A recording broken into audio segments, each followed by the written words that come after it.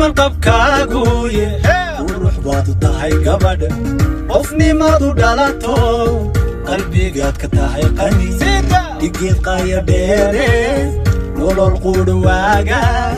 qarnaaskaaga dhigayaaye qosol nolosha abidkaad qarnaaskaaga dhigayaaye qosol nolosha abidkaad sida yudi man qabkaaguye ruux baad u tahay gabadh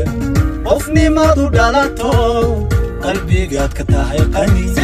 dhigeed qaaya dheere nolol qudhawaagan qarnaaskaaga dhigayaaye qosol nolosha abidkaad qarnaaskaaga dhigayaaye qosol nolosha abidkaad sida yudi man qabkaaguye